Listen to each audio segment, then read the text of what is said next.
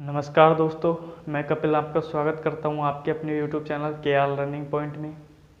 दोस्तों, इस वीडियो में हम बात करेंगे फिजिक्स के एक टॉपिक गोलीय दर्पण की वक्रता त्रिज्या r और फोकस दूरी f के मध्य संबंध को लेकर r बराबर 2f को सिद्ध करेंगे। तो दोस्तों देखते हैं हम कि किस प्रकार हम उसे सिद्ध करते हैं। तो ये क्या है, माना ये क्या है, एक गोलीय दर्पण है। क्या है ये? क्या है? एक गोलीय दर्पण है, ठीक है। और गोलीय दर्पण के रूप में हम ले रहे हैं अवतल दर्पण को। हमें पता है अवतल दर्पण का बाह्य पृष्ठ जो है वो कैसा होता है, अपारदर्शी होता है या इस पर किसी पदार्थ का लेप हुआ रहता है। तो माना कि कोई गोलीय दर्पण, ये क्या है, एक गोलीय दर्पण है जिसके ध्रुव P गोलीय दर्पण के जो मध्य का केंद्र भाग होता है उसमें ये जो है इसे बोलते हैं हम ध्रुव, जिसके ध्रुव P से मुख्य अक्ष x डैश क्या होता है, गुजरता है। मुख्य अक्ष x डैश गुजरता है किससे? गोलीय दर्पण के ध्रुव P से, ठीक है।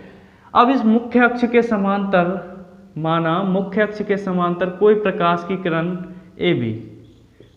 किरण AB गोलीय दर्पण पर आपतित होती है।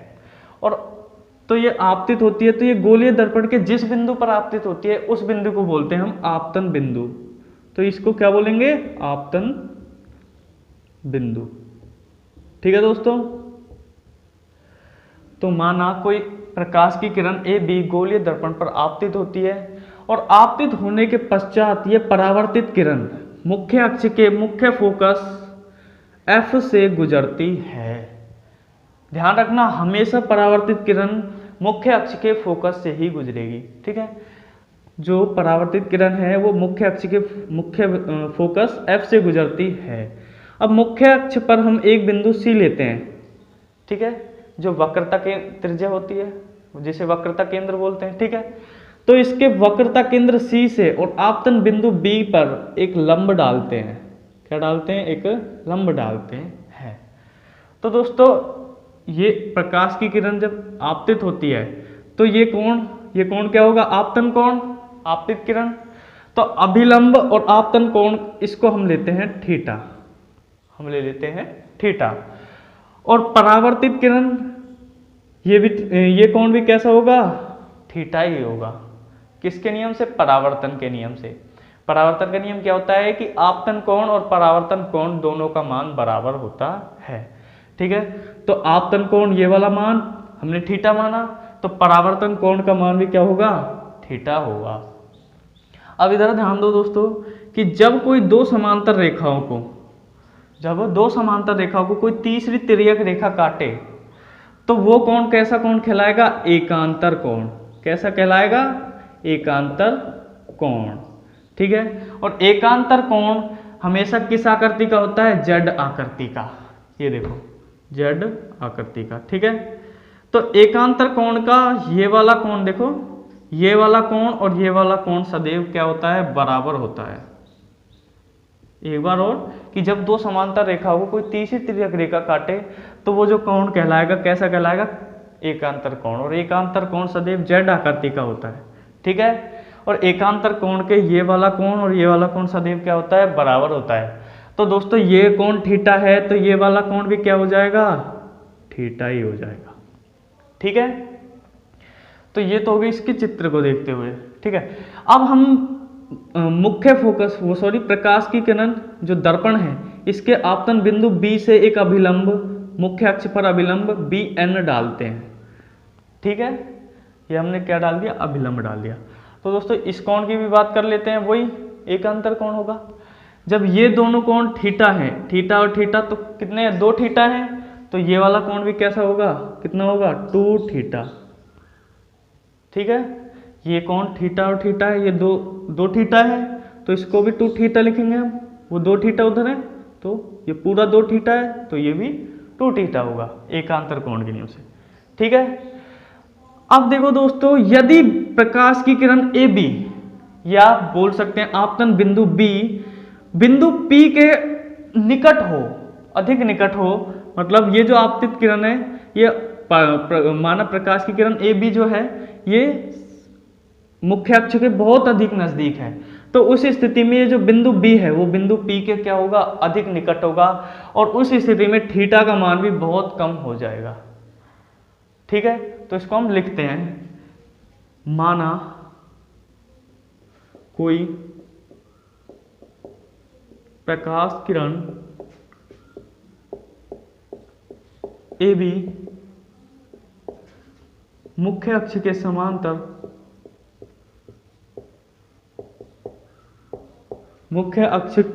समांतर गोलीय दर्पण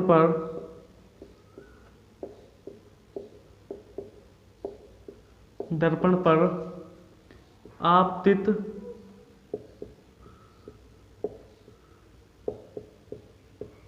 होती है, तो परावर्तन के पश्चात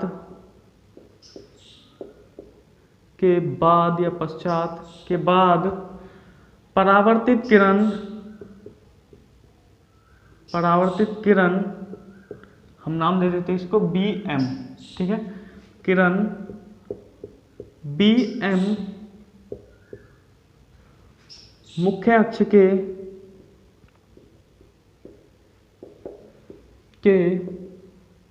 मुख्य फोकस एफ से गुजरती है। अतः अब हम क्या लिखेंगे, हमने माना कि यदि प्रकाश की किरण ए बी या बिंदु बी मुख्य अक्ष के अधिक निकट हो, तो उस स्थिति में बिंदु बी बिंदु पी के क्या होगा, बराबर होगा। अतः प्रकाश की किरण ए बी उपाक्षीय है, तो ये हम मिटाते हैं, उपाक्षीय है तो बिंदु बी बिंदु पी के अधिक निकट होगा, और उस स्थिति में कोण थीटा का मान भी कम हो जाएगा। ठीक है दोस्तों, तो अब हम त्रिभुज लेकर इसको सिद्ध करते हैं। तो त्रिभुज अतः त्रिभुज, देखो दो त्रिभुज लेंगे हम, एक तो लेंगे त्रिभुज बी सी और एन, त्रिभुज बी सी एन। ठीक है, अतः त्रिभुज बी सी एन में किससे, tan थीटा से। तो tan थीटा बराबर, हमें पता है tan थीटा बराबर क्या होता है, लंब बटा आधार। क्या होता है, लंब बटा आधार। देखो यहाँ लिख देते, चूंकि tan थीटा बराबर लंब बटा आधार। ठीक है, तो क्या हो जाएगा, लंब क्या है, बी एन अपॉन आधार क्या होगा, सी एन। ठीक है, सी एन। तो दोस्तों जब ये दो, मैंने अभी बताया कि यदि ये बिंदु बी अधिक निकट हो मुख्य अक्ष के, तो उस स्थिति में थीटा का मान अल्प हो जाएगा। तो tan थीटा को हम लिख सकते हैं थीटा बराबर B N upon C N, समीकरण दे देंगे 1। ठीक है, अब बात करते हैं हम त्रिभुज, कौन से,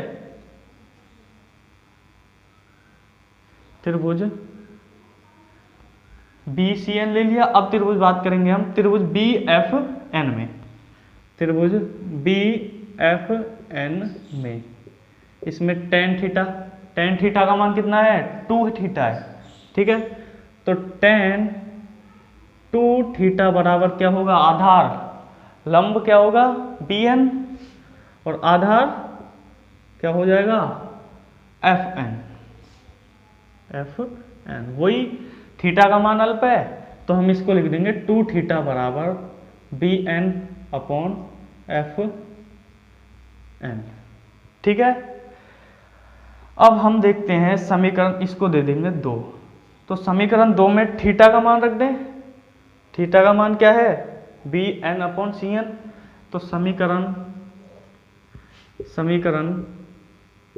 2 में थीटा का मान रखने पर, ठीक है, क्या आ जाएगा 2 है, थीटा का मान bn अपॉन cn। देखो यहाँ 2 थीटा है, 2 यहाँ ले लिया अपन ने, और थीटा का मान क्या है, ये देखो समीकरण 1 में थीटा का मान bn अपॉन cn है, वही लिखा है, बराबर वही 2 थीटा हमने समीकरण 2 में रख रहे हैं, तो 2 थीटा में हमने लिख दिया 2, और थीटा का मान bn अपॉन cn, बराबर में क्या आएगा bn अपॉन fn। तो दोस्तों bn से bn कट जाएगा, ठीक है, तो क्या आ जाएगा यहाँ पर 2cn बराबर क्या आ जाएगा 1/fn। ठीक है, क्लियर। अब देखो दोस्तों इधर ध्यान दो,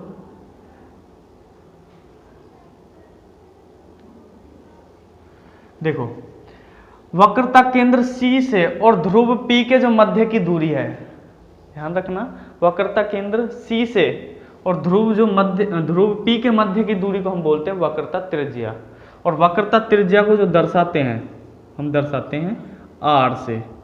तो Cn जो दूरी है वो किसके बराबर होगी, चूंकि Cn बराबर होगी क्या R, और F मतलब फोकस और ध्रुव P के जो मध्य की दूरी है उसे बोलते हैं फोकस दूरी। तो F और P के मध्य की दूरी, F P के मध्य की दूरी क्या हो जाएगी F, इसको हम लिखेंगे F। ये अभी मैंने बताया, ध्यान रखना, ठीक है। तो ये आ गया।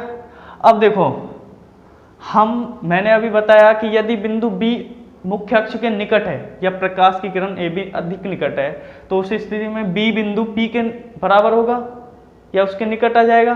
तो हम लिख सकते हैं Cn बराबर, चूंकि Cn बराबर लिख सकते हैं Cp, क्योंकि Bn जो है अभिलंब इसी से डाला है, तो Bn जो रेखा है वो किसके बराबर हो जाएगी Bp के, ठीक है। तो Cn को हम लिख सकते हैं Cp के बराबर, और Fn किसके बराबर हो जाएगा Fp के, ठीक है। अब देखो यहां ध्यान दो, तो हमने Cn को क्या लिखा R, तो हम Cn को हमने R लिखा, ठीक है, और यहां पर Cn बराबर क्या लिखा हमने Cp, तो Cn का मान क्या हो जाएगा R, और Fn को अपन ने लिखा Fp, ठीक है, और Fp के जो मध्य की दूरी है वो क्या होगी F बराबर F। तो यहां पर हम लिख सकते हैं ये, तो क्या लिख सकते हैं 2Cn बराबर Cp, सही लिखा, बराबर 1/Fn है, Fn को हमने Fp लिखा, ये Fp, ठीक है। अब देखो यहाँ पर 2Cp को हमने क्या लिखा R, तो इसको लिख दिया R बराबर 1/Fp, Fp को क्या लिखा F ही लिखा है ना, और हमें सिद्ध करना था वो क्या है, हमें सिद्ध करना है R बराबर 2F, ये करना है, और ये हमारा सिद्ध हो गया कि वक्रता त्रिज्या जो है वो फोकस दूरी के दुगुनी होती है। और इसी से हम एक और सूत्र निकाल सकते हैं, F बराबर R/2। यदि हमें वक्रता त्रिज्या ज्ञात करनी है तो फोकस दूरी को 2 से गुणा कर देंगे, और यदि फोकस दूरी ज्ञात करनी है तो वक्रता त्रिज्या में 2 का भाग दे देंगे, ठीक है दोस्तों। इस प्रकार हम वक्रता त्रिज्या R और फोकस दूरी F में संबंध को स्थापित कर सकते हैं, ठीक है। इति सिद्धम। धन्यवाद दोस्तों।